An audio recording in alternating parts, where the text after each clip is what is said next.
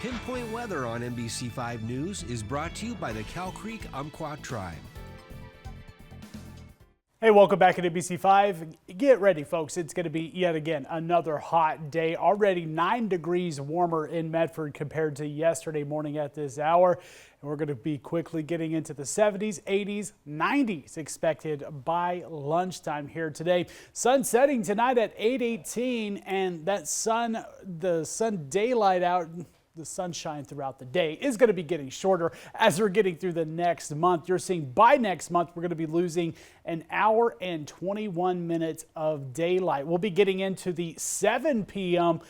Sun setting as we get into the next couple of weeks. And with that, we're also getting a little bit earlier, I should say later in the morning hours with the sunrise as well. So the Banner Cam, as we're progressing into the next month, will just now be showing the sunrise out there. Now, getting into your headlines, of course, the big concerns next couple of days is the very hot temperatures.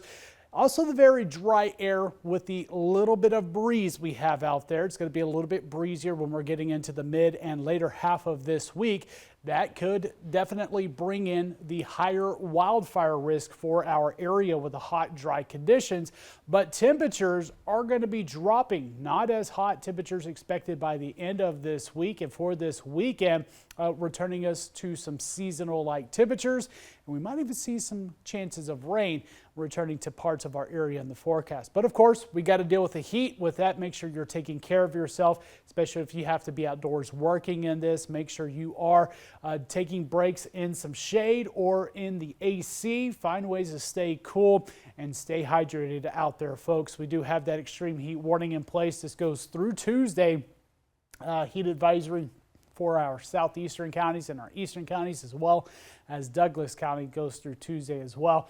That's where they're dealing with the hot temperatures, just not as hot as what we're going to be seeing here for the valley. Again, 107 here for Medford and Grants Pass, 104 up into Roseburg, 60s to lower 70s for the coastline, mid 90s for our eastern counties. Now, the coastline, definitely if you want to get away to beat the heat, that's the spot to go to with those nicer temperatures. But dry conditions, very hot temperatures, and just that little bit of wind coming in from the northwest, 10 to 15 miles per hour. It's not overly strong, but it's just enough with any fires or new fires started.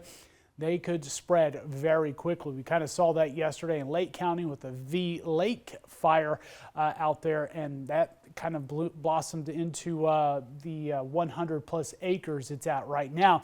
Fire weather watch issued for tomorrow with a little bit drier air and just a little bit more of a breeze, about 10 to 18 miles per hour. And we see the fire warnings, the watches starting to take effect as well. Now, we get into the later half of the week, we start to see that ridge building further west. The next system starts to move in, and that's what's going to help to bring our temperatures down and increase our potential of showers. For now, 7-day forecast is dry for the valley. We'll be watching Saturday maybe for some isolated showers to move in with the front.